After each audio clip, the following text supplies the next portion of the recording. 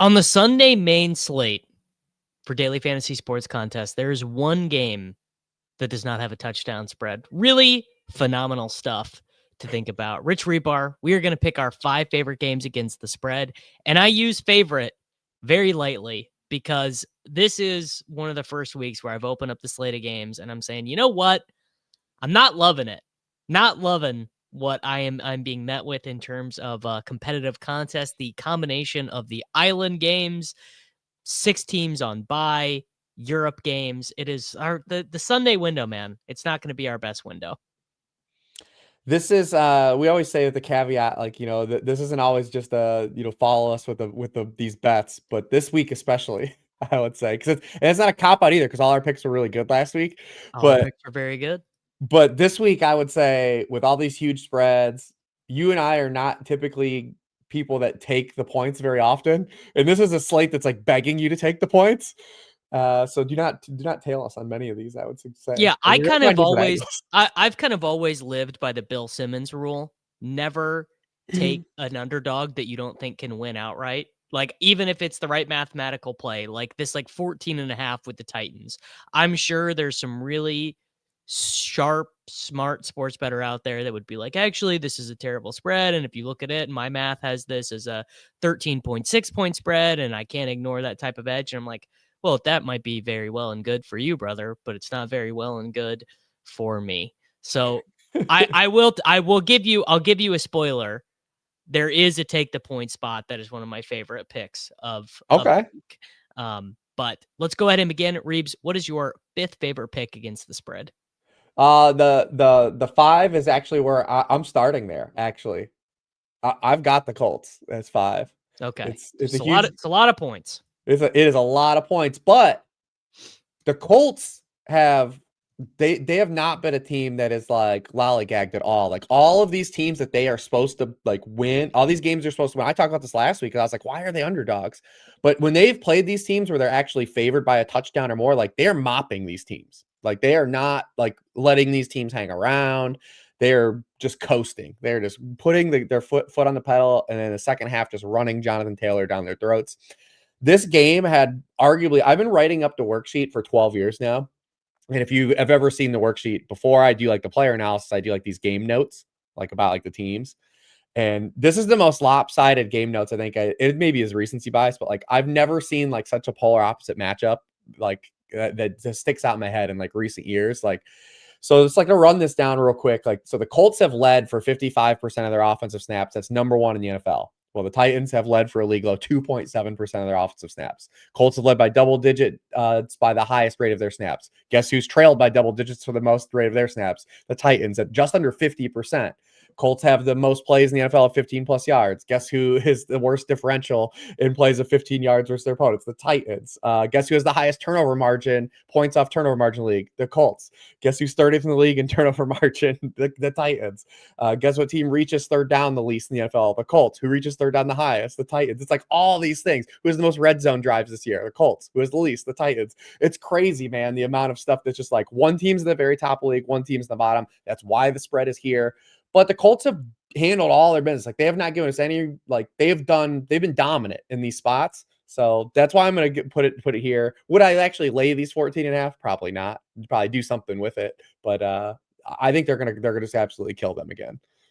Yeah, I mean, look, you could do you could toss this one in a teaser. You could like get it down to 7.5 or 10.5 or something like that. I mean, honestly, I don't even have any fear of the Colts not covering this spread. I just don't. Right. My degree of conviction that something stupid doesn't happen. Like last week, we both had the Patriots, right, against the Tennessee. Like, we were just like, this is the most easiest evident spot of all time. 14.5 is a lot. I just had some stats up on screen.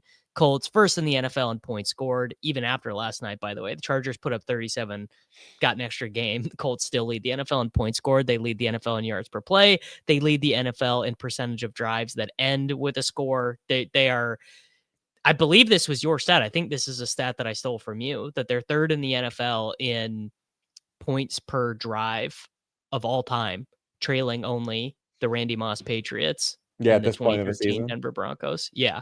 So shout out to Reeves for another great. I think I've said that stat like 9 times on a show this week because it's just blowing my mind, the concept of a Daniel Jones led offense being this efficient. Shane Steichen absolutely in his bag. It's I like complimentary football, man. Like, yeah.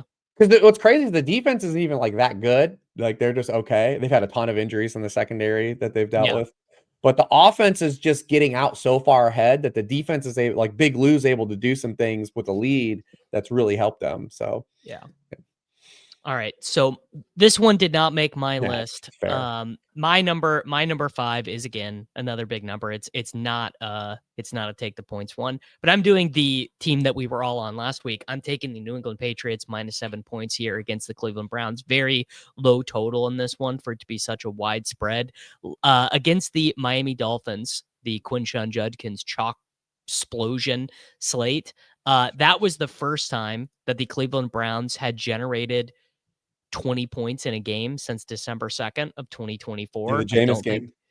I don't think they're going to be getting to 20 points in this one. The New England Patriots are aided by basically what is one of the most preposterously easy schedules in the National Football League. I think Jacob told me yesterday he read a schedule analysis that had this as basically the easiest schedule in like this decade for the New England Patriots.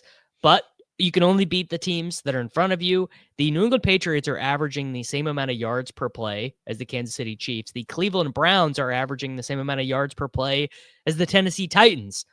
The Patriots probably on offense, their overall numbers would look even better if their running backs had not been fumbling the ball because Drake May is making that leap.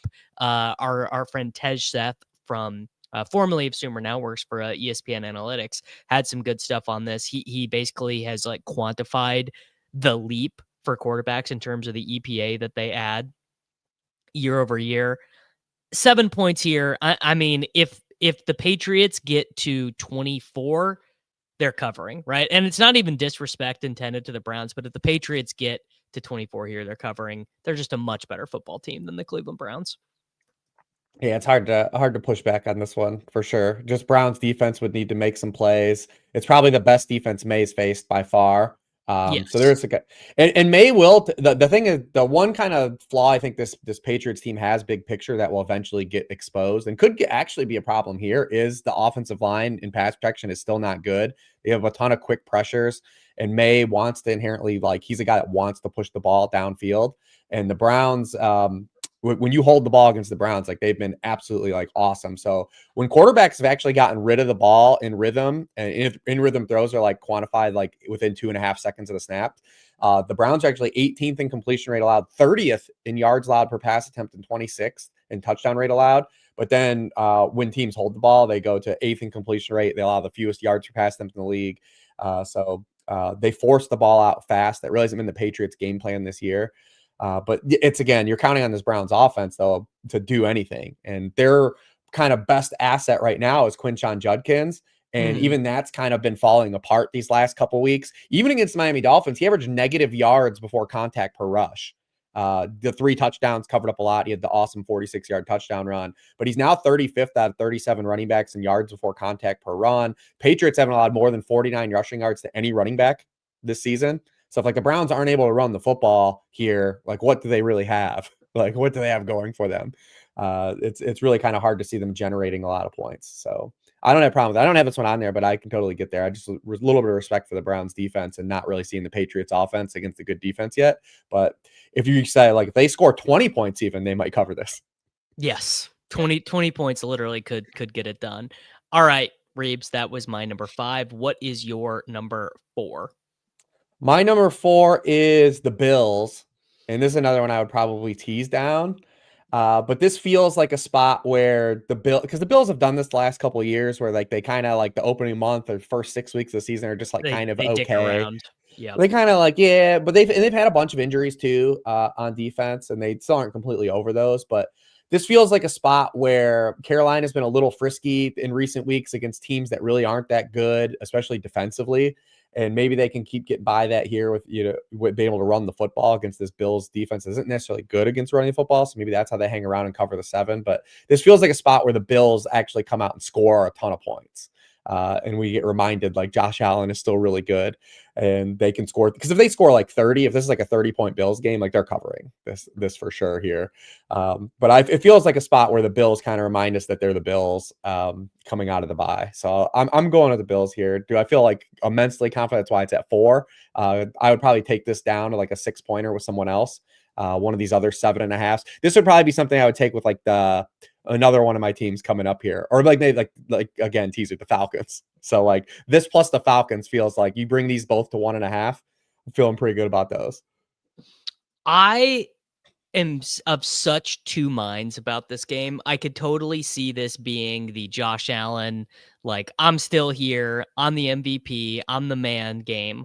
I could also see, a lot of the ways that Joe Brady has approached these midseason swoons in the past has been to do the exact opposite of what I would do if I was in charge, where he leans on the run even harder.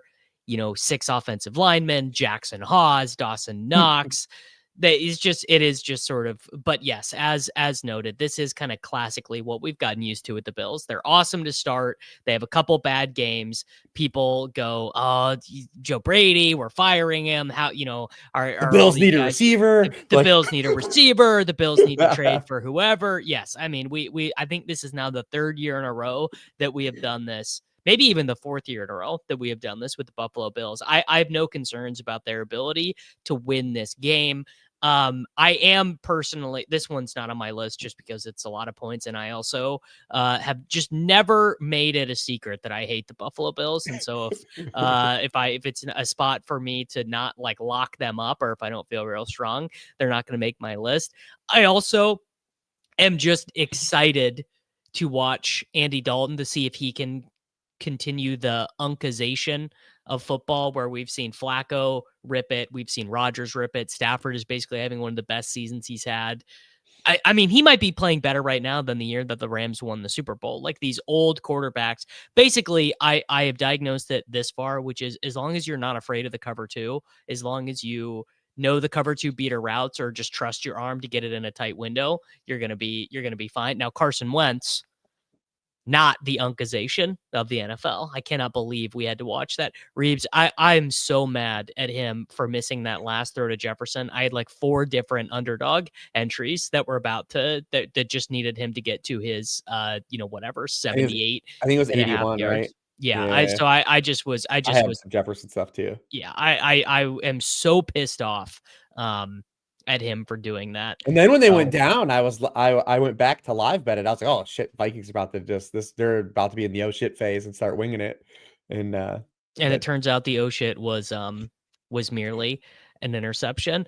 Yeah. Also, I mean, I could be mad. We could have got some Max Brosner last night. I would have been happy. I think, to be treated to the Max Brosner experience. That was your 4, Mr. Rebar. My 4 is the Dallas Football Cowboys, plus nice. 3.5 points. Was this your one? Was this the? No. This is my number one.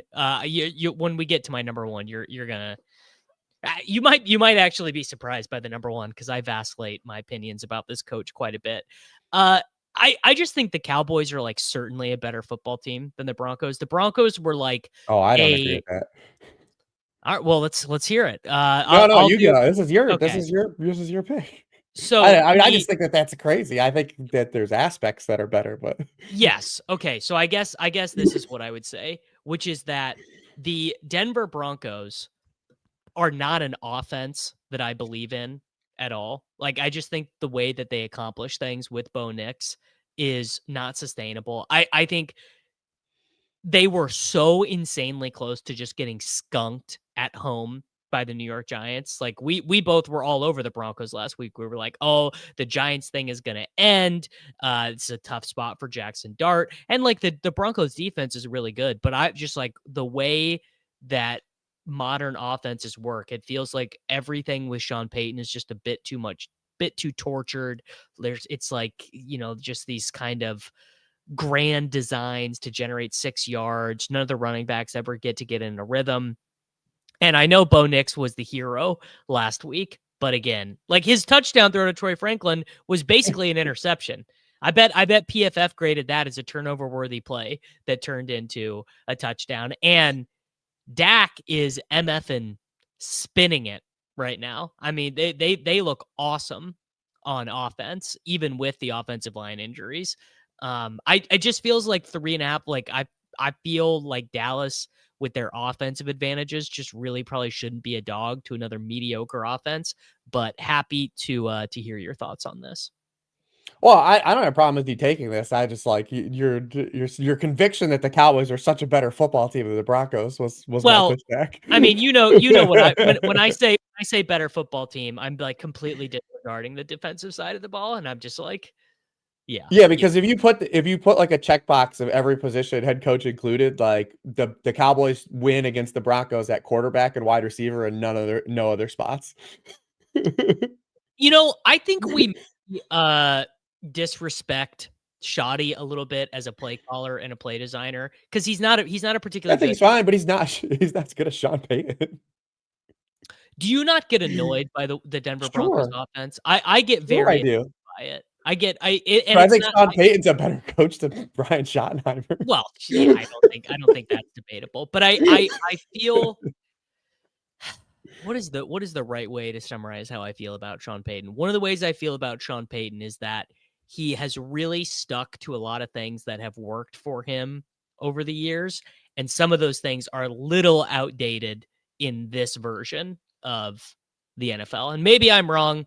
Sean Payton, probably going to be a Hall of Fame coach, has had success with a lot of different I schemes. wish he wasn't just trying to make Bo Nix Drew Brees, though. I just Yeah, wish that wasn't like don't try to replicate Drew Brees. Like let Bo Nix be Bo Nix a little bit. Like let him because Bo Nix can throw downfield. I wish he would just let him push the ball. Because again, what was the best part of that game last week for Bo Nix? When he just played football. when he just Like played football. it was like, dude, we're down. We need we have 0 points in the fourth quarter. It's time to start play. Yeah, And then that's they were the that's best. what I mean. That's what I mean by like the nonsense is just Yeah. like Oh, yeah. just the convoluted like six guys in motion. Nate Adkins and Adam Prentice are getting snaps. Like just put your boys out there, roll the ball out, get some fucking yards.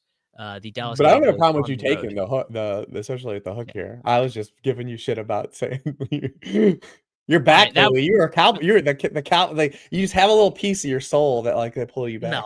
no, they stink. They stink. They like You lost to they're the not gonna. Carolina Panthers. Yeah, fair enough. Okay. What is your 3, Mr. Rebar? But my 3 is who do I have as 3? My 3 is the Buccaneers. The Tampa Bay Buccaneers. So this was my 2. Okay. Yeah, it's just the Bucks were it finally caught up to them last week against a good football team, right? Like, but we're not throwing out everything that they've done so far because they ran into a Lions team and had a down performance. I think that they bounced back here against the Saints team that's just clearly inferior to them as well. Saints have like they do this thing where like they don't really cover either. They like hang around enough to where you're like, oh, this is like kind of okay, but they still don't cover any games. And that's what I kind of see happening here as well. Like they'll like hang around a little bit, they'll generate some plays, but then eventually like they'll either have a turnover, Todd Bowles will do something where they generate a splash play on defense, and then the Buccaneers pull ahead. But this is a good spot for Baker to bounce back against a Saints team that gets no pressure at all on the opposing quarterback. I also think that they're going to be able to run the football in this game. Since Rashad White's taking over for Bucky Irving, he's running to like 3 buzzsaw matchups. And this is a spot where I think that they're going to be able to like stay in some positive game script, run the football a little more effectively, play some complementary offense, which they really haven't done since Rashad White's taken over for Bucky Irving. And then on the other side of the ball, it's just really hard to see the Saints being able to run the ball at all in this game, especially, now that Kendra Miller's being out. Alvin Kamara, no Eric McCoy either. And when Eric McCoy missed time last year, the run game fell apart, and that was in a Clint Kubiak offense. So I just have a hard time seeing the Saints being able to kind of like keep up big for 60 minutes. I think there'll be a period here where it's like looking okay. And then eventually, as we get into the second half, the Bucks pull away. So the Buccaneers have reached one of those inflection points that happens with cluster injuries, but the fact that Igbuka is back and healthy, I think, and I mean, I don't know how healthy he was in that game against Lions. He was out there. and Baker also just kind of had a poor game, which is going to happen. Quarterbacks are, if you're not Josh Allen, Lamar Jackson, or Patrick Mahomes, you probably just have poor games sometime. But they have Igbuka. He should be good to go. Tez Johnson has been a little bit of a revelation. The issue, I suppose, and I mean why I am on the Buccaneers in this spot is that God bless him, Spencer Rattler. He is competent enough that he is not going to like make it so that the Saints win no game. This is not like having Carson Wentz as your quarterback. This is not like having one of these, not like having Jake Browning at your quarterback.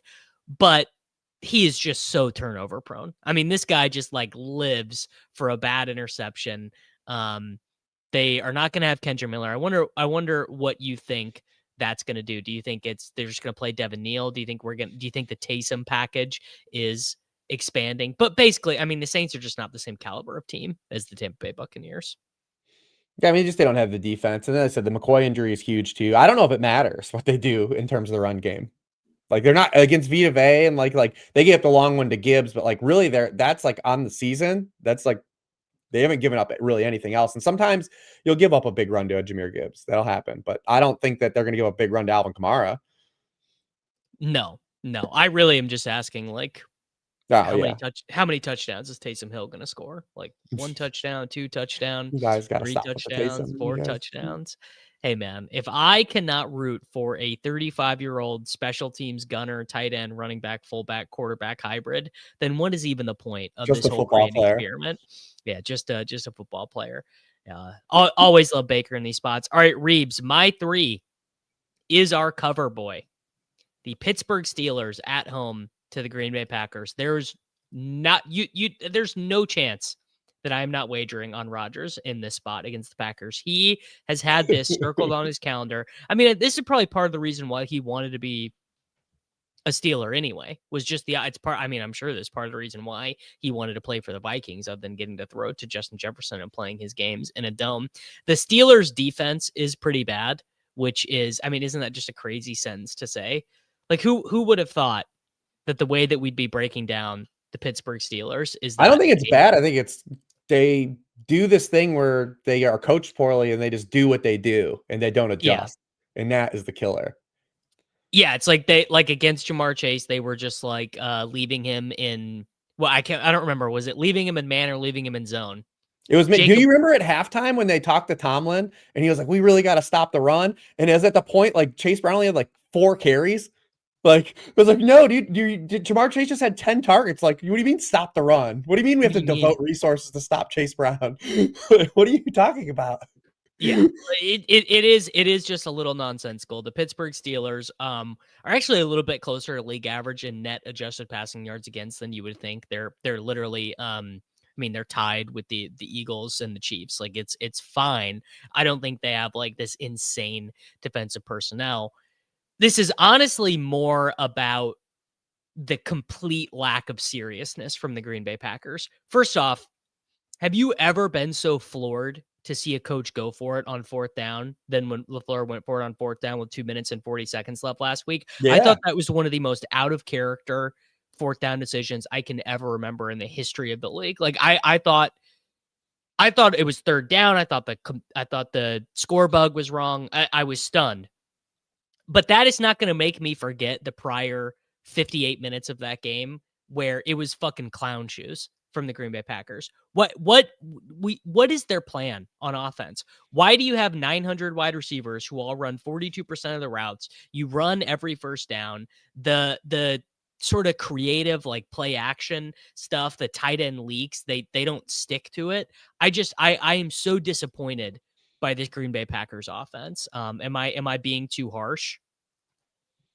Yeah, probably. I'm probably being too harsh. But this is like the typical Tomlin spot, right? Like last Thursday was a spot you never bet on Tomlin. Never, not once. I did not consider taking the Steelers were like really popular in Survivor last week. Rich, I didn't consider the Steelers for one iota of a fraction of a second. The whole Tomlin tenure has been, we're going to lose to a team we have no business losing to.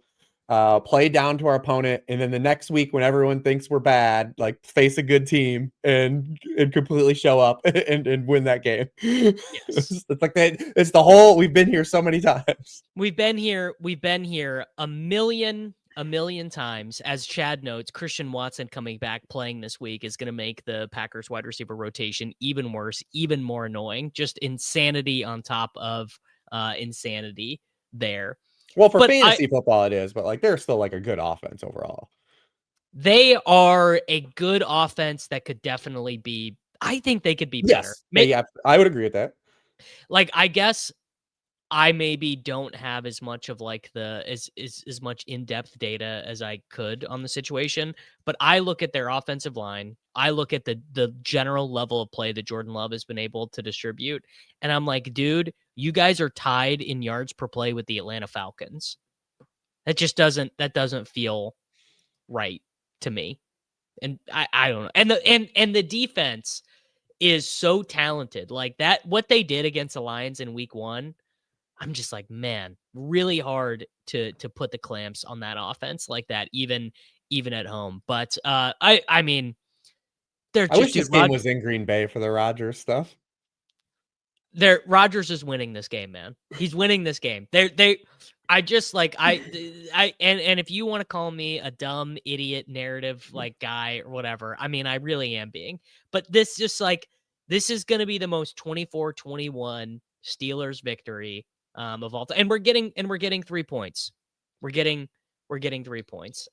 So I'm taking Tomlin and the Steelers. This is a great Sunday Night Football game. I'm on the Pittsburgh Steelers here. Yeah, I wish it was a Green Bay just for the narrative. Yeah, it would be even better. Man, Rodgers returning. He never. No, he didn't. He not with the Jets. Oh, I was gonna say, did the Jets even have a game scheduled against them last year? Which I guess they did not. No. All right, that was my 3. We did my 2, which was the Tampa Bay Buccaneers. So I have my 1 left. You have 2 more games left. Yeah, that was one I wasn't gonna touch. I don't even want to watch that Packers Steelers game, to be honest. I'm definitely not making it to the second half. Well, there's no early game, so we don't have to wake up and watch a 9 a.m. football game or 6 a.m. football game, depending where you are and whatever time they start and time zone you're in. What time zone are you even in? Are you Central Time? Central Time. Right. You are too, right? No, I'm East. I'm Eastern. Okay.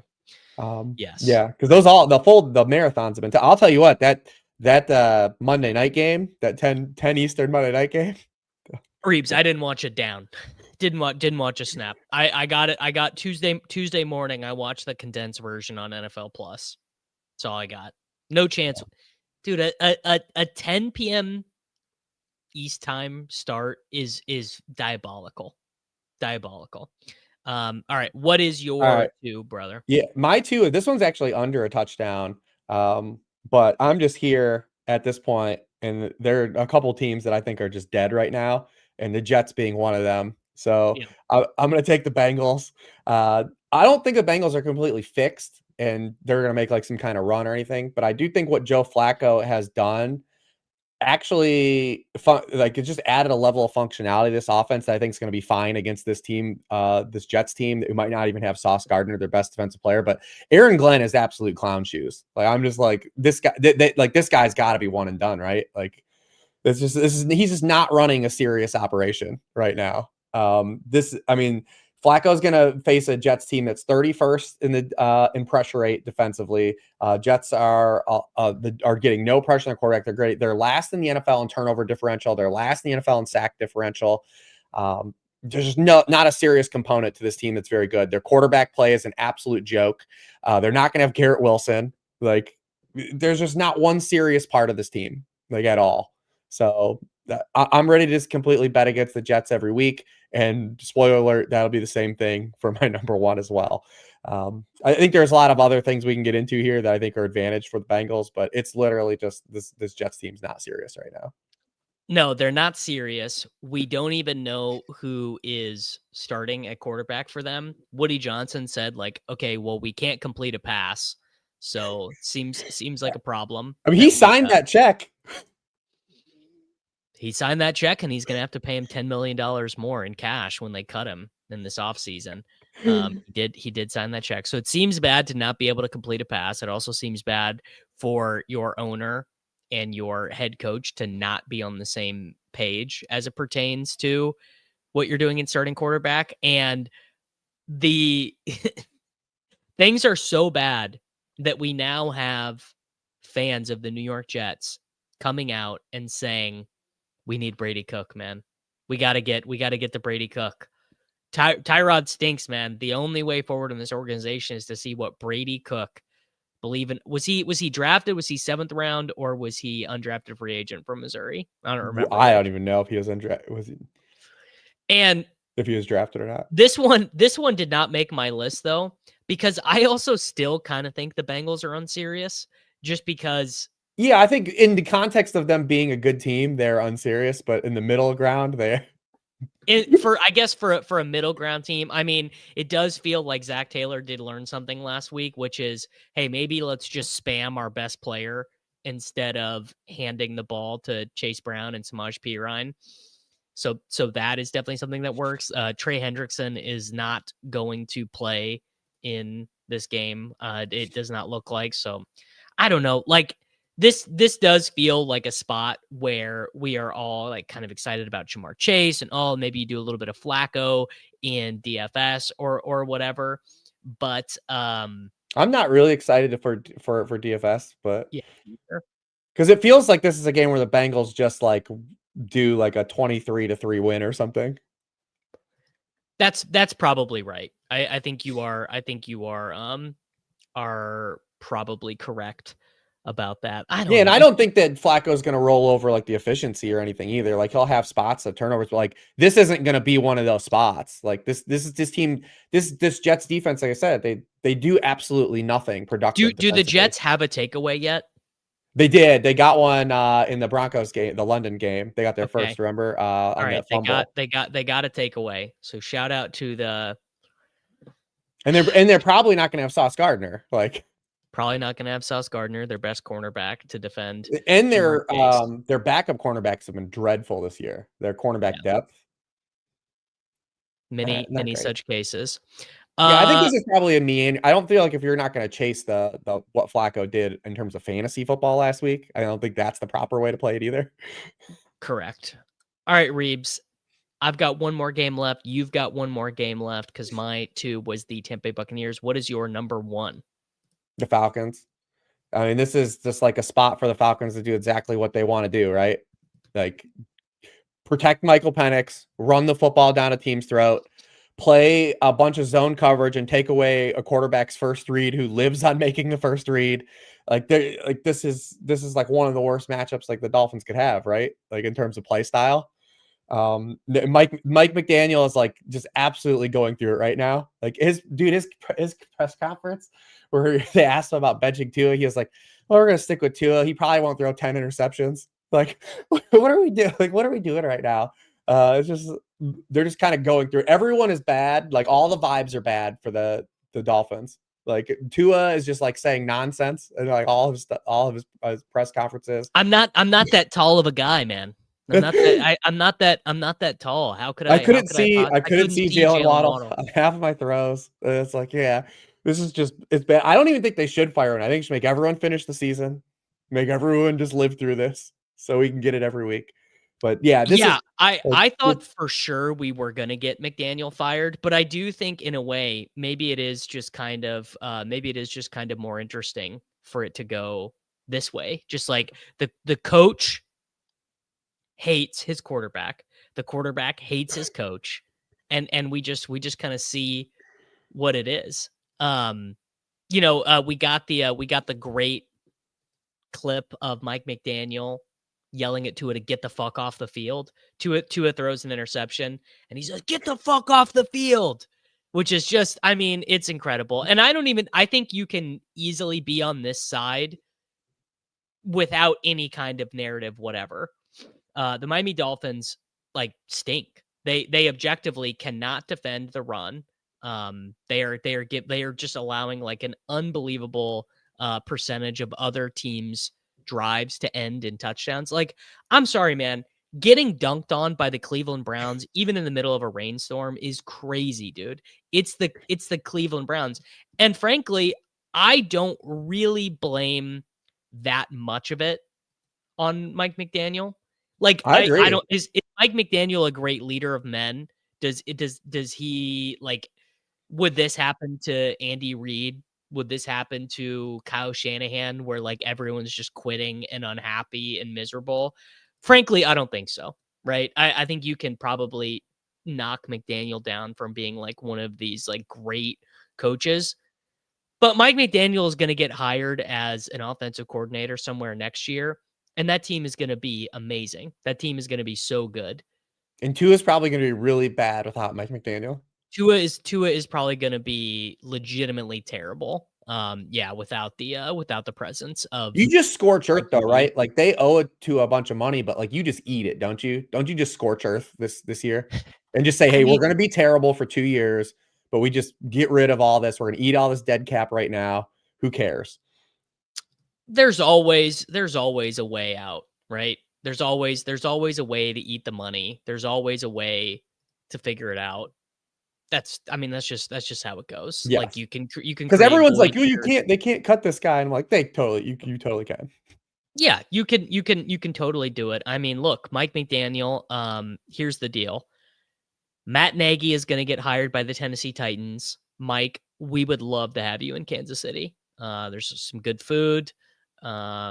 Well, it's very affordable No, cost of he's not living. going to Kansas City because he's adopted the Miami persona too much. Like he Much. literally turned into a Vice City character. So like over his time in Miami, like he was a He did. nerd, and like now he's like got unbuttoned shirts, and he's just literally doing cocaine for press conferences. Allegedly, I'm not just no one to say Yes. that was just He for the yeah. that was just for the LOLs. Like He did turn into Miami Mike. so I he's mean, not that going to is Kansas City. Like he's gotta like he might where could he go that we could ship him there? He'd be like, yeah, I would take this well, lifestyle. if he gets fired this year, he will go be Like the Raiders? Like can you go to Vegas? well, if he gets fired this year, he's going to go be a special assistant for the Green Bay Packers and then see from there. They might hire He'll I just don't go even back know. to the tree.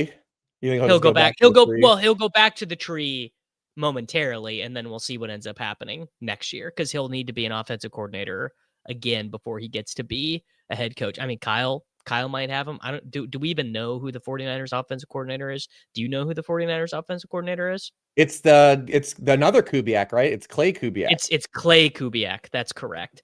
I tell you Because listen, they only hire their friends. Like they they only hire their friends or their friends' children or their friends' relatives, right? yeah. Eventually one of these That's a who do you know operation. and they other than PFF Bobby, I would say I have a favorable opinion of all of them. I even have a favorable opinion of LaFleur in terms of like what I think he can do with play designs and stuff. I just think some of these guys just get a little bit too scared. The No, brights, yeah, that's the the lights get a the little bit too one bright. because I think LaFleur's a really good coach. The bugaboo for that whole coaching tree, and you can include McVay in it too, is that they just don't optimally coach games, and it kills them big picture. Like Yeah. Shanahan should have how many Super Bowl rings counting his coordinators? Like 3? I would say at minimum one, right? The 28-3. Minimum he should have that one. I don't think either of the Kansas City Super Bowls, like they just got done by that was just variance. No, that's the second one was an all-time coaching botch job too. What, because of the overtime possession stuff? That and they were up what? It was 2010, right? Was it the Chiefs came back 10 late? They should Honestly, yeah. I Yeah, don't they should really have won that remember. game. Yeah, they should have won Wow. that game too. And then there was the NFC Championship the year before that. Remember they punted on a 4th and 2. I do remember that They one. punted on a 4th and 2 from like the Rams 45 or some bullshit. Yeah. Yeah. I mean he should definitely have a few. And McVay probably should have 2 more, maybe 1 or 2 more. I mean, McVay losing didn't they lose to the Buccaneers the year No, do you remember 2 years ago, everyone was on them against the Lions in the wild card round, That's and right. they Yeah. punted from like the Lions 47 with like 4 minutes to go and never got the ball back. They never got everyone was like, everyone was like, dude, if you punt here, you might not get the ball back. And McVay was like, we're gonna punt. They did not get the ball back. Pepper Tony, the thing you have to understand about me is that the Super Bowl games are like honestly too stressful to be enjoyable.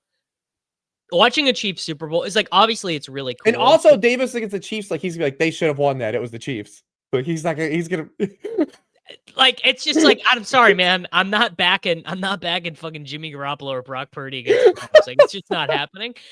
But this is actually topical. Because Reeves, my number one, are you laying those 12?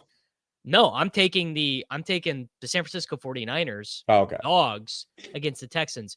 This is all due respect to the fine people who create the lines at FanDuel, DraftKings, all of Chauncey Billups' coworkers.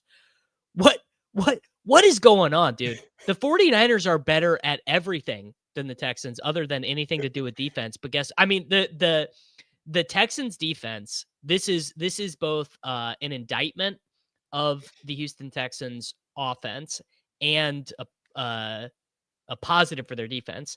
They have allowed 88 points. They are, and I don't remember who tweeted this, but it is a tweet. So shout out to whoever gave this to me. They are the only team to lead the NFL in points against to have a losing record this late in the season. They're the only team to have ever done this. Yes, as Garrick says, the 49ers are better than the Texans at literally everything except half the game. But guess what? That's the part of the game that matters. I'm sorry, dude. The part of the game that matters is getting the ball, advancing it to the end zone. That's the part of the game that matters way more. And Nico Collins, this is a crazy stat. Nico Collins, do you know how many times he has been put in pre-snap motion or moved from his static spot? I saw this conversation. Yeah, Harmon just tweeted this. I will love to. I love that the beat reporters just have access to this stuff, are asking better questions. Yeah. 8 times. 8 times Nico Collins has moved from the static spot. Dude, Nick Caley's making us miss PFF Bobby. I thought Nick Caley was supposed to be he's from the tree. I was gonna say, wasn't he supposed to be one of these guys? Yeah, he worked under Josh McDaniels and he worked under McVay, and he does nothing from either of those teams. I guess it just it skips a generation. But they do nothing good offensively. They bring nothing. They're the only team they rotate left guards. I've never seen this before. They don't run the ball well. They don't pass the ball well. They don't run block well. They don't pass block well. But other than that, everything is totally up only. Mac Jones. D'Amico's running the same Robert Saleh playbook. Like, clearly a good defensive head coach, just putting his offense into the hands of guys that are just not helping. Like, look at these EPA numbers. Mac Jones is 25% better than CJ Stroud in EPA per play. And it's criminal activity. That's criminal activity that should not be an outcome. No, it's insane, and it's a negative on all of them. I don't really understand it. It feels like you could have a Madden guy come in and play better. Like, I just coach, I don't get it. But the 49ers have a very clear game plan. They have, an offensive line that's doing its job. They have Mac Jones, and we might even get Purdy in this spot as well. So 49ers are my number one, and they're my number one with a bullet, as the kids say. Yeah, I mean, it's got, when the spread, you're just money lining them, right? Like, you're just they're still, what is it? They're still getting a point. Isn't it a point? Is it like Houston -1? Is that what it is? No, it's 2.5 now. It moved. Oh, really? A little bit. A DraftKings, it's 1.5, but looks like you can get 2.5 at, well, some of these fake sports books. You can get 2.5 at Caesars. You can get 2 at BetMGM. You can get 2.5 at Bovada, whatever. But I feel pretty good about the 49ers. Yeah, I mean, I'm down on the Texans. I don't ever will push back. I didn't have this one here. Just the 49ers, because the 49ers just keep losing a dude every week. They actually lost 2 starters again on Sunday night. Jake Brendel got injured, their starting center, and then Bryce Huff got injured, who led the team in pressures and sacks. And they were already, since Bosa got injured, 30th in the NFL in pressure rate. So it's like now they're down their 2 best pass rushers, and it might not matter here, like just because the Houston minus Nico Collins and just some. They're going to run, like, be prepared for Xavier Hutchinson to run the most routes Sunday. Like, just let that wash over you early. If Jalen Noel does not get 6 targets in this game at minimum, I think you just got to fire. You got to Kaylee can't get on the plane. Dude, they ran a goal line play to Braxton Berrios on Monday night. They ran a goal line play to Braxton Berrios. This is where we are. That's where we are, bro. It's patently absurd. They drafted 2. They completely in the draft ignored all their offensive line issues. We're like, we're going to get these 2 receivers with top 40 picks or top 70 picks, and we're not going to play either of them unless we absolutely have to. I think there might be a little bit of a Trevion Henderson situationing happening with Jaden Higgins, where they just they got him in the building, and maybe he's just not that good, and that explains the Xavier Hutchinson snaps. It does not explain the lack of Jalen Noel, though, in any way, shape, or form. Really not loving that.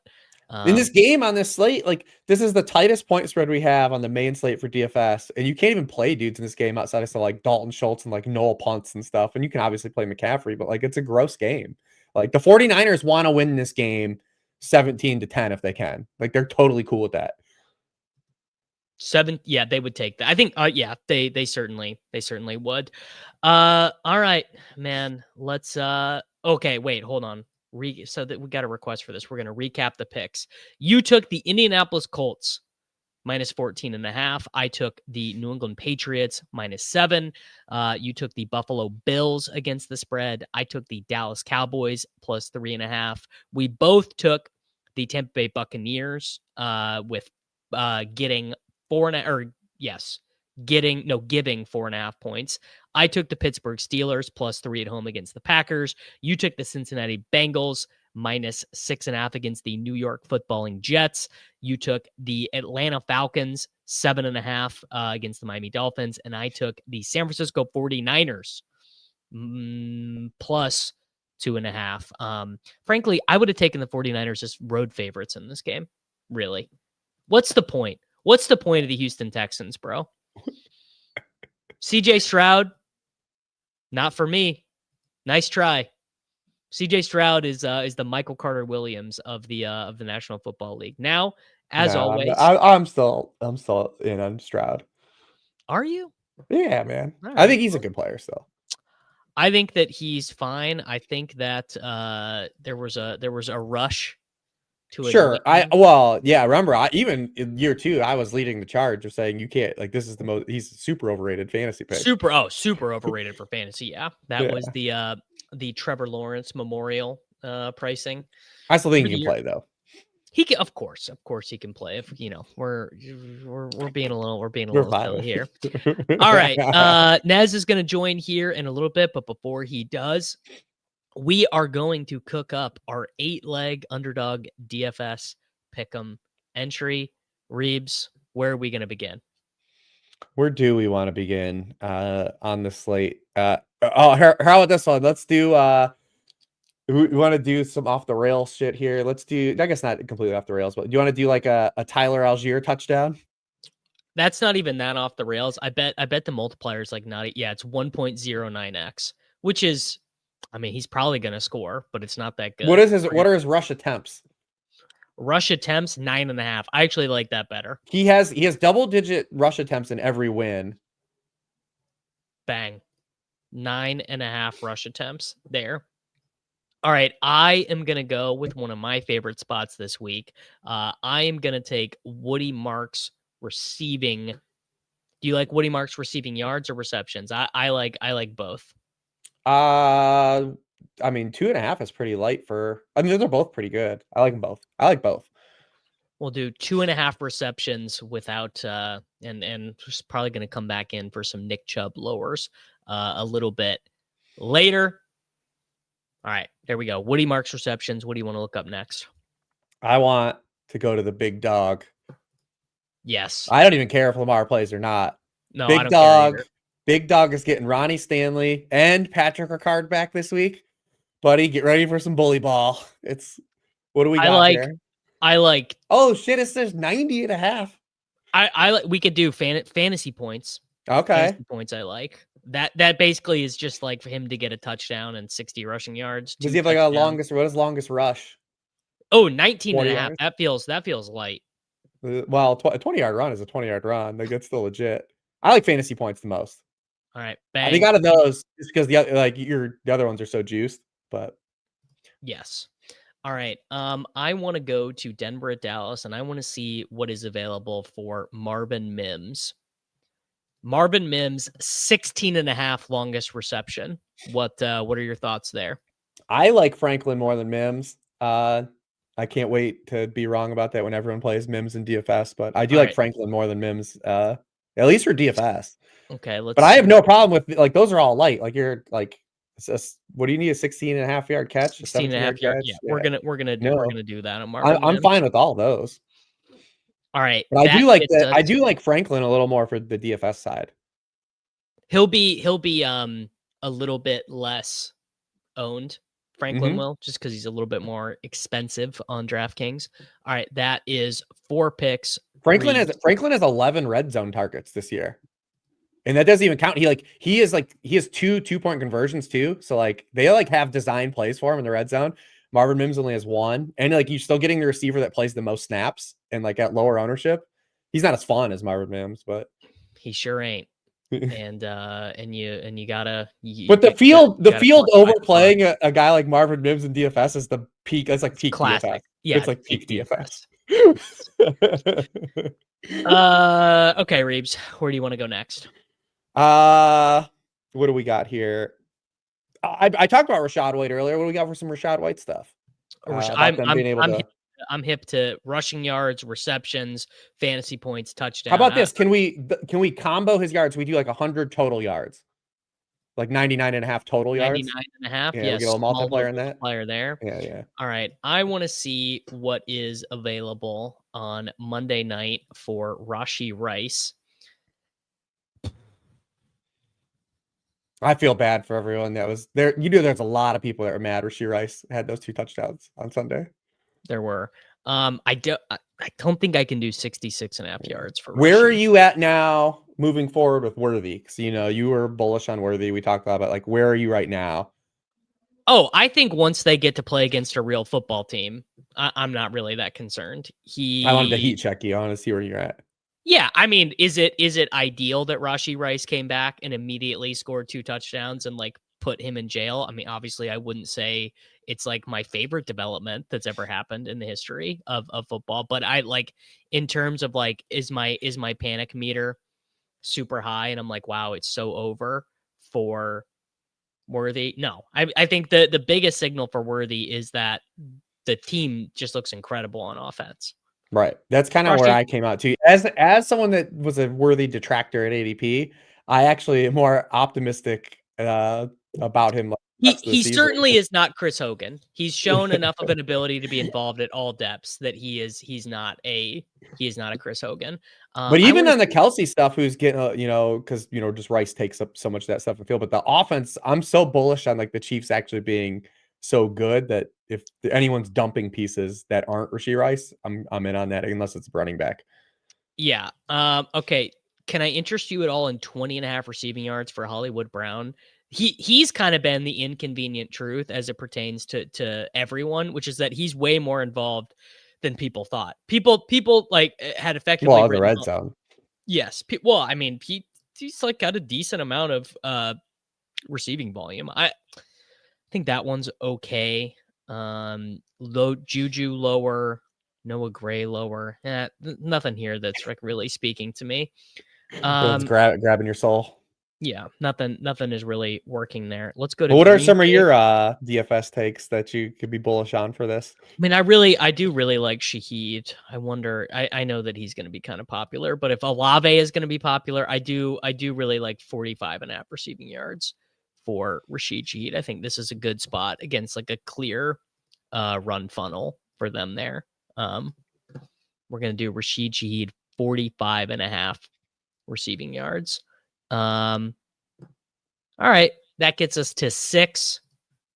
Where do you want to go now? What else? Do we have a fun one?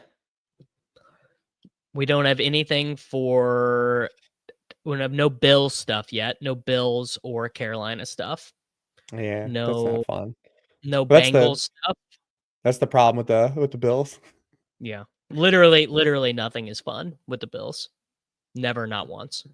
Yeah, just be Josh Allen stuff. Yeah, I don't have anything great here. We don't want to do unders. We want to do all overs. I have a gross one. Do you want to do a gross one? Yes, I do. Cam Ward passing yards. Oh, Cam Ward 205 passing yards against the Indianapolis Colts. But I bet this at 199.5. Which he's gotten. Can I interest you in just taking the passing touchdown? It's a lower multiplier. We don't have to do any of those, to be honest, either. I can't do it. I can't.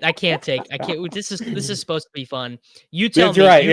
You're right. You pick a. It's not about being sharp. It's not about being sharp. No, it's about... this right now is not about being sharp. There's if you guys want to be sharp, you guys can go read the worksheet. You guys can check out Sharp Football Analysis. You can go listen to Angles and Upside. It's not what we're doing right now. That's not what this is about. It's not what this is about. All right, let's do pick a Chief to score a touchdown. You do it instead. No. You pick a Chief to score a touchdown. I want to pick something else. Chimere Dike longest reception. What a dumb slate this is. What a dumb slate, honestly. I hate the slate so much. Oh wait, we got to do a tight end for tight end. Okay. We got to do a tight end. We just do Kittle, right? Like we just do Kittle touchdown. He's the National Tight End Day like ambassador. So we just do Kittle touchdown. We'll do Kittle touchdown, and we will do Xavier Worthy 3.5 rushing yards. Does that work? He gets one of those every game. Yeah, he's getting. Dude, they give it. And what's funny is you won't even get the Xavier Worthy handoff until like you don't even need a Xavier Worthy handoff. It's like we're up 21 points. Let's run an end around with. Let's run an end around with our guy with the separated shoulder. He had that contested catch in the middle of the field, that play where he drew the penalty, came back, and like kind of grimaced a little bit. I was like, oh, is this did he aggravate it? And then 2 drives later came in and they ran a handoff with him. He left the game. Yeah. He left the game, and I was like, no. It cannot be in a game that the Raiders literally can't score a point. This cannot be how he gets hurt. And it ended up being okay. The Chiefs had more first downs than the Raiders ran plays. 80.2 yards per drive. Mahomes played 5 drives. They scored on every drive, and that was it. Again, I will never forgive Big Football for selling Geno Smith as a top 10 real quarterback this year. Sad. It's true. The Sawa device, the Sawa brace for Xavier Worthy saved the season. All right. We have got here we go. $7 placed on this. Tyler Algier higher than 9.5 rush attempts. Most hilarious ticket ever. Woody Marks higher than 2.5 receptions. Derrick Henry higher than 14.55 fantasy points. Mims longer than 16.5 for his longest catch. Rashad White higher than 99.5 rushing and receiving yards. Rashid Shaheed higher receiving yards. George Kittle to score a touchdown. Xavier Worthy higher than 3.5 rushing yards. Mr. Rebar, tell the people about the show with High Low and then Angles and Upside, and I will send you on your way. Yeah, do we have a survivor pick? Oh, shit. We do, because we have one in the second chance survivor. So thank you for reminding me about that. Swolecast second chance survivor, got all of them through. Also, Sauce Gardner just rolled out. Sauce Gardner ruled out. All right, Reeves. We are still live in the survivor. We're doing that. We're doing the Bengals, right? Like, Yes, let's do it. Let's do the Bengals are so insanely sharp this week because they're well, they're not. not. They're probably gonna be popular. This is gonna be the most anti-sharp one, right? Like, this is gonna be like everyone got on the Bengals. Like, No, because you're picking up so much win equity. You're a lot of people are going to take the Chiefs this week. People who didn't take the Chiefs last week are taking them this week. I agree. The Bengals are certainly the optimal survivor selection. They have like absolutely no win equity moving forward. yeah, that's what I I don't. mean. That's like, if we're not gonna take the Bengals here, when the F would we ever take Yeah. them? I would say Atlanta is the Oh, they're the medium chalk. IQ. They're the chalk this week. That's the people are afraid. People are afraid to take the Cincinnati Bengals. Well, we're also in the middle of the season too. Like, people are, just buying time. You just endure and survive. Correct. All right, man. I appreciate you. Thank you very much for your time. Everyone go check out Reeves with Mr. High Low and then Corinne later this afternoon. Yeah, listen, everybody, good luck this weekend. All right, guys. Later. Mr. Nathaniel Takes. How we doing, buddy? Doing well. It's very fitting you guys threw on Tyler Algier in your pick'em there. I just took him in the dog bowl in the last round because I punted running back just to see what it felt like. And I don't know, man. I actually don't think it feels that bad. I think Tyler Algier can probably have a decent game. Maybe not a good enough game, but yeah, it actually didn't feel that bad. I've been wanting to do that. So that felt good. That felt good. There we go. Nez, do you know who sold the Hateful Eight last week? Oh, fuck. No, I don't. Well, because I wasn't here, so I don't know what shit. You did. Okay. All right. It was Cam Scadaboo. So I don't even remember what it was, but he sold us in that insane, disgusting overtime. Oh man, that's awful. That I would have I'm not gonna say I would have got us off that, but I feel like I was the only one in the world that kind of thought the Giants had a shot in that game. But damn, that's too bad. That's really too bad. Yeah. How did your dog bowl qualifier entry go last week? Were you Didn't close? win. Were you sweating? I was close for a minute. I was in first, and like with like in the fourth quarter of the Chargers Colts game. So yeah, like, you needed Keenan. I meant your touchdown pick 'em though. Oh no, no. I keep shooting the moon and like, and I think I just need to just like hit a 10x and hope everybody else sucks.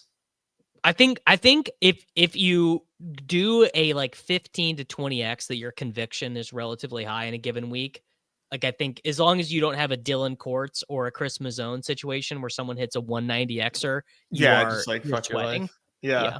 I really want to know if you can do like double. I'm too scared to put a double touchdown score in that entry, but I do wonder if you can. Like I don't want to like fudge the rules too much. You can, and you know what else you can do? And I'm waiting for people to get hit for this. You can also take people not to score touchdowns. It's just feel like they're not even going to reward you with the ticket if you win that way. I'm scared because like, no one's doing it. For my first 4 weeks, this is classic Davis Maddock bullshit. I took Quentin Johnston not to score a touchdown, and he kept scoring touchdowns. And and now that Quentin Johnston doesn't exist, I did not take it. All right, first entry. These are just the locks. These are just our favorite picks of the week. Let's get us like a nice like 60xer on all locks, and let's just like cash that, and then you turn like in the words of Michael Scott, like we're just gonna take the money and then we're gonna double it, and we're gonna double it and like double it a couple more times with these stone cold locks. I like that a lot. This is just like anything touchdowns, anything you yards. want.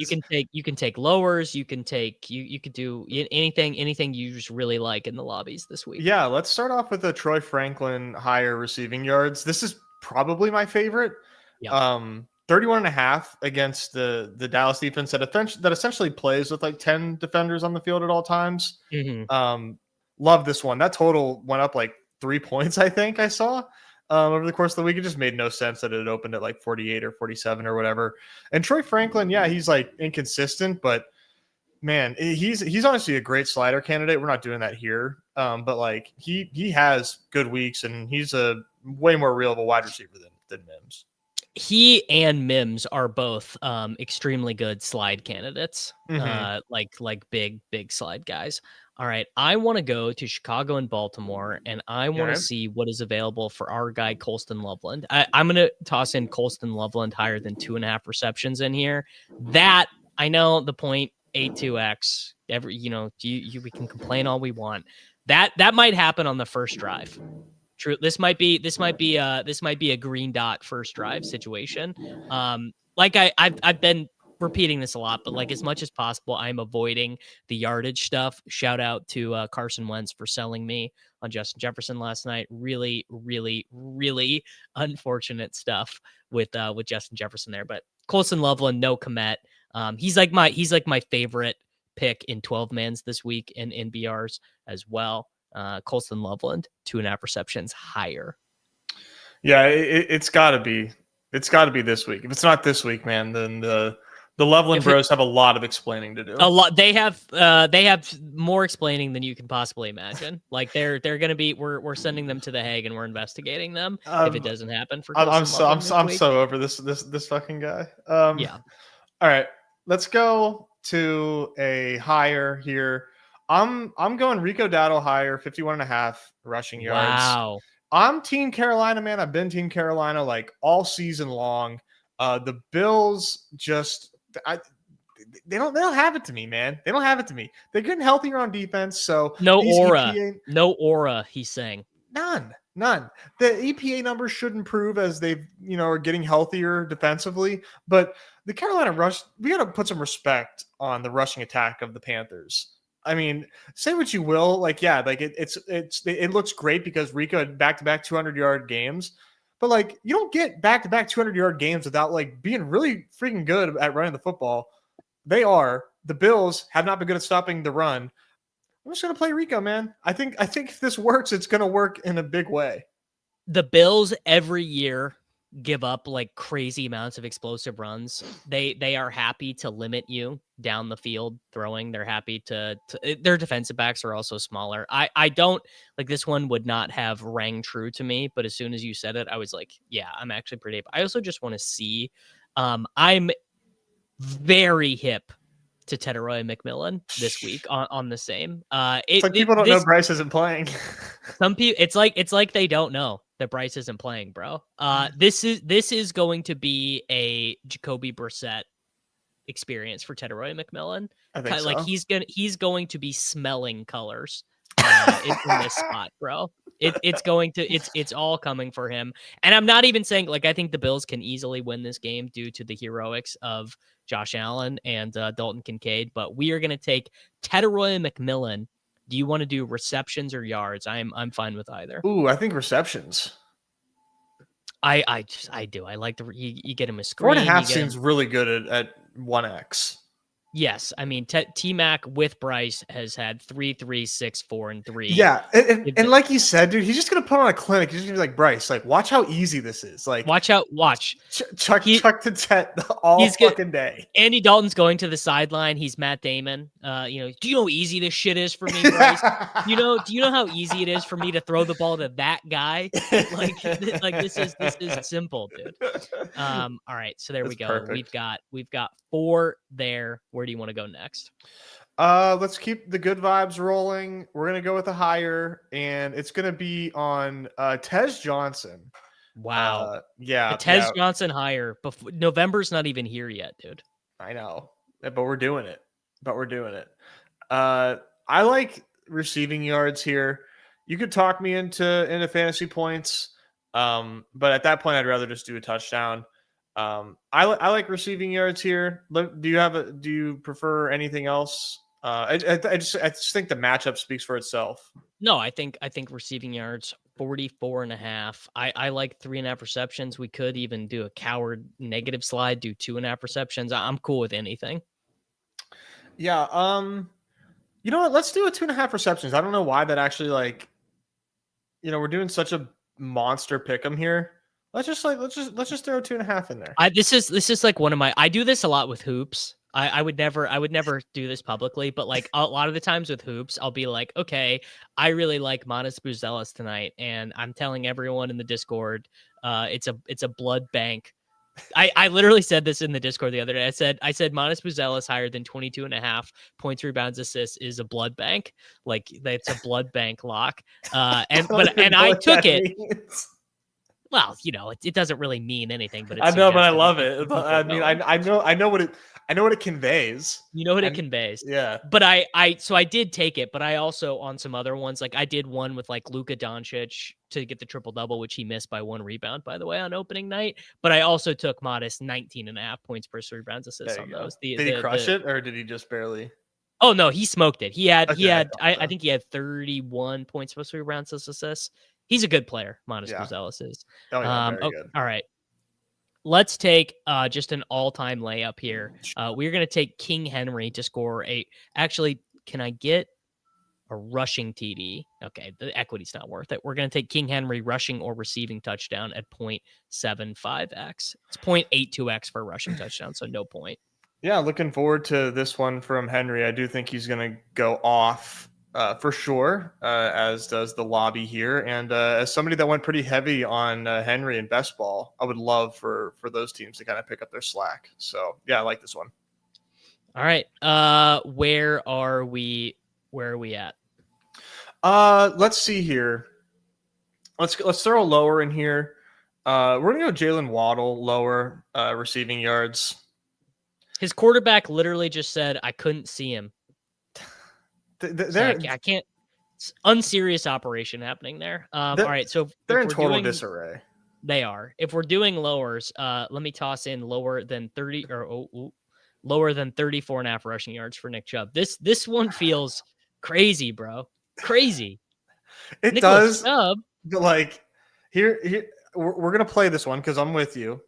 But it feels like we are like flies on a Venus fly. Like we're just like going for it, man. We're it's such a trap. This is such a fucking trap. It's like, such a trap. Like nobody thinks that they should be favored. No, not one person. I just took them as I just took the 49ers as my number one. Like this is somehow like Mac Jones gets rhabdo in the middle of a game. I don't even know who would even be their backup quarterback. I do not know the third string 49ers quarterback. We're about to learn a name here on the program. The future bag getter for sure. Oh, it's Adrian Martinez. It's Adrian Martinez. Who's he? Oh, he's actually sick. So he was like a really, really, really good running quarterback at Nebraska and K-State. Nebraska. Okay. And then he also was like, what would even be? He was like the Lamar Jackson of the UFL, but more points. Like he averaged, he was averaging like 7 more fantasy points per game than every other player in the UFL. Oh my God. For his final season, he was the GOAT. All right. Like I said before we embarked on this one, it was going to be a nice 60 Xer. It ended at exactly 61. Holy 61.04x. Got that in the chat. Got that in the YouTube description. That is Troy Franklin higher than 31.5 receiving yards against Dallas. Colston Loveland, no Komet, higher than 2.5 receptions. Rico Dowdle against the Bills, leaky run defense, 51.5 rushing yards. Tet McMillan with Andy Dalton, higher than 4.5 receptions. Tez Johnson, slide down to higher than 2.5 receptions. Derrick Henry to score. Jalen Waddle, lower than 61.5 receiving yards. The fucking coach just told the quarterback to get the fuck off the field last week. And we are like flies flying into the Venus flytrap. Nick Chubb lower than 34.5 rushing yards. Beautiful.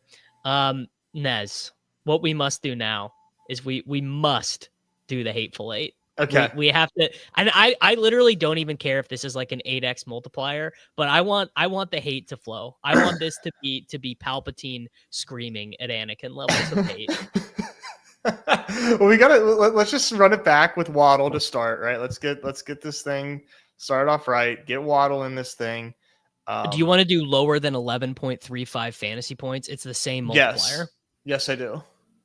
Yeah, I learned this one with Chase Brown last Thursday. Chase Brown had 100 yards rushing. Oh, I saw. And had, if he didn't have a catch for -2 yards in the very end, he still would have lost. So the fantasy points lowers are a hack. They are. They absolutely are. Especially when we're going low. I want to see what Mr. Barkley has available. Can I interest you in lower than 99.5 rushing plus receiving yards for Saquon in the revenge game? Yeah, dude, I'm sick of this guy. I'm sick of this guy. I'm sick of this guy. And Eventually he will break a long run because that's just the law of like getting the ball as many times as he does. And maybe it'll be this week. He has not even sniffed this, dude. He literally has not even sniffed 99 combo yards. I guess against Denver, he still would have lost. He sniffed it, but he's been like 30 yards away from this every other game. It's insane what's happening with this team. And the Giants are good. Like, yeah, they don't have a great run defense, but like, doesn't matter. I'm done with Saquon. So I like this. He's 100 scrimmage yards. That would be a miracle. That'd be a miracle. Yeah. I'm over it. Okay. There we go. What do you want to do next? Let's see here. I think I'm gonna go to the Bills game. Buffalo Bills. Yeah, and I'm gonna go lower on the do I want to do fantasy points or receiving yards for Keon Coleman? Keon Coleman, you actually want to do yards because he could have 2 catches for 12 yards and 2 touchdowns. He's got that nose for the end zone. He's got nose. Keon Coleman somehow does have. Yeah, I don't want to test that. So let's do that. I want to see. Can I interest you in a little slide lower than 4.5 receptions for Xavier Legette? 4.5 lower. Yeah, I'll do that. He ran super hot. He ran super hot, and I know that we all believe in the reinvigoration of Andy Dalton, but I don't believe in this happening for the Coker. Coker's going to work in our exotic animal boy. Jatavian Sanders is back for the Carolina Panthers. We're going to do lower than 4.5 receptions for Xavier. He's going to save me. Yes, he is. All right. That's 4 picks in. Who do you want to hate on next? I want to go Breece Hall. Let's go just lower fantasy points here. It's a lot of fantasy points, man. And the Jets stink. Jets stink. Hot take. Breece Hall as a 100% drafted 3rd round pick last week in BRs potentially was bad. Hot take. Yeah, I fell for that one, dude. Oh, so did I. And I didn't even like it. That's the thing. I didn't even like it, and I fell for it.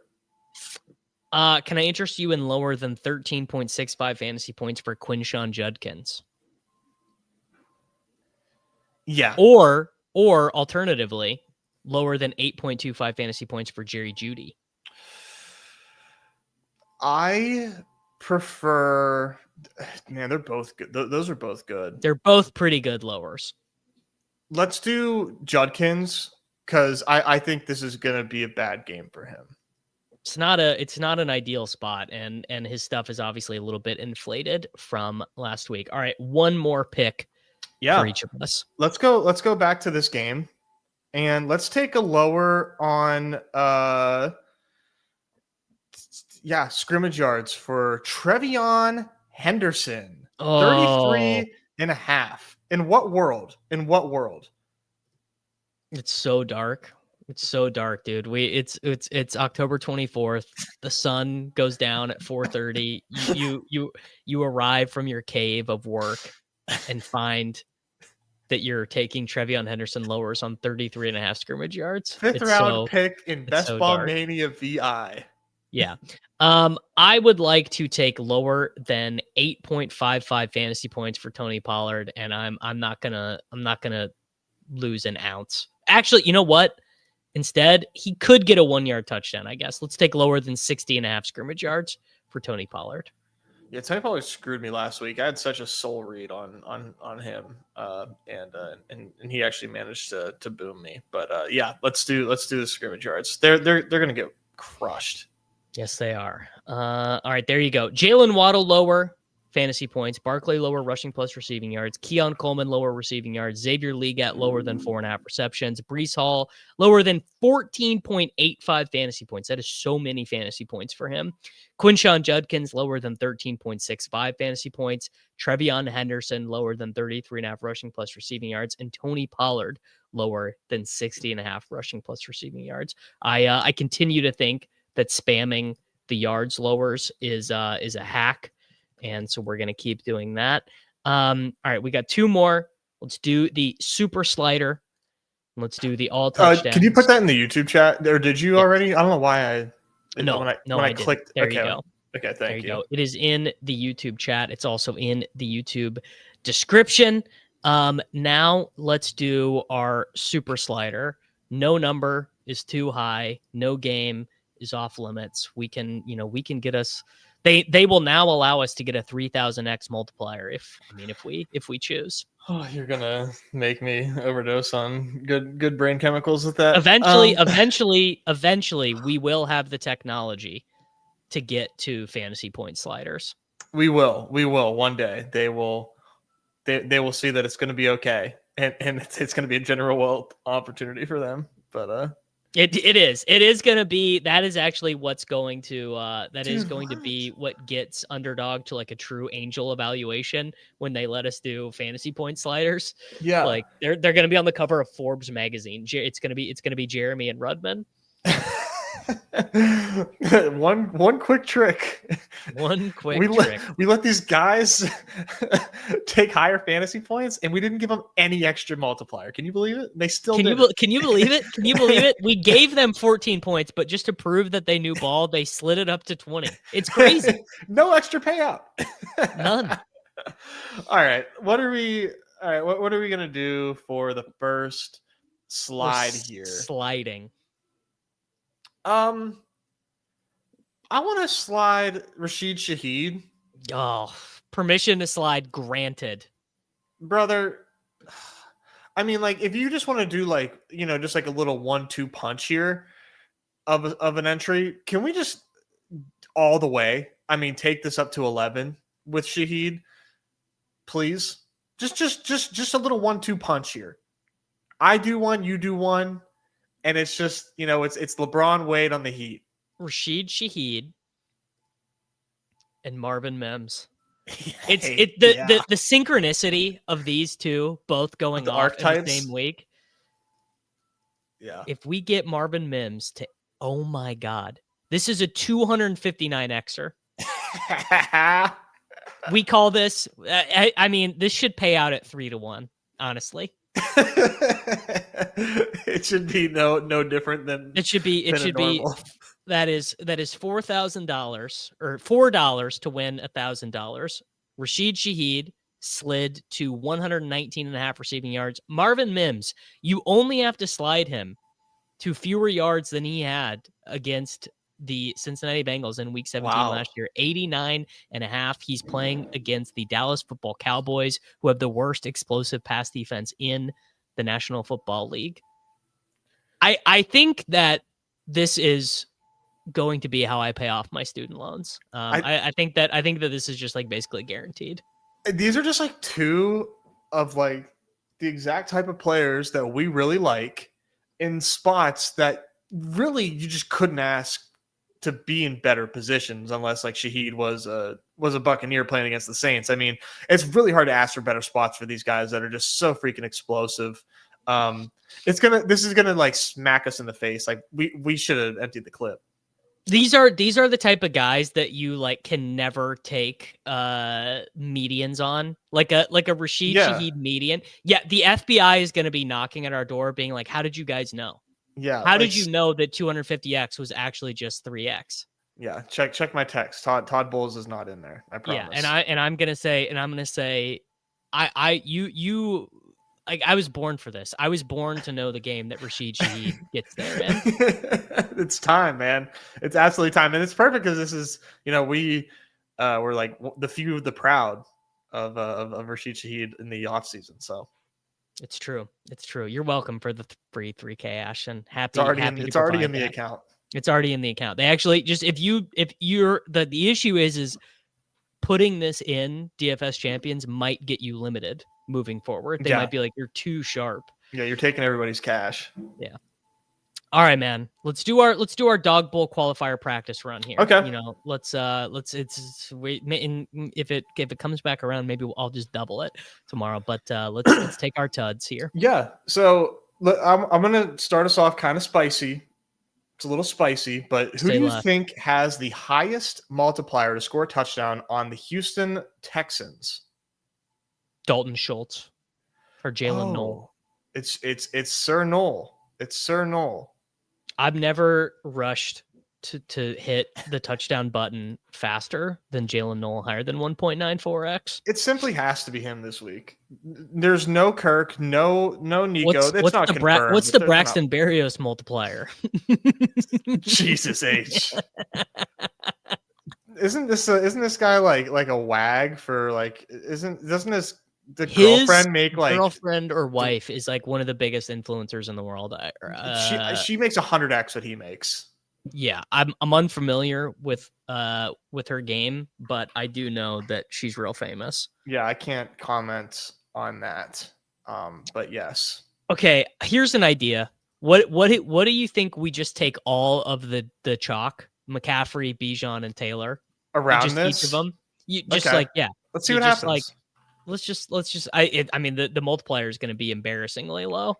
Taylor, I think, is just like I like this bit we're doing, but Jonathan Taylor, I'm surprised they even offer one touchdown. So in college football, they don't for some of these guys, like Jeremiah Love, the Notre Dame running back. You actually can't do just one touchdown on him. They only offer you. I believe 2 weeks ago he was 1.5 touchdowns at like a 0.86 multiplier. That's Jonathan Taylor though. That's it. I mean, doing that only gets us to 6.7. Still not nothing. 6.75x. Just I wonder 2 for Jonathan Taylor is only 1.1x. Yeah, they give you a nickel extra for that one. They give you a nickel. All right, so we've got 4 picks in there. We took all the chalk. Put King Henry in there too while we're just chalking it up. While we're chalking it up, let's do King Henry. Well, actually, hold on. Let's do King Henry. Okay. Let's do James Cook, and let's do Rashad White.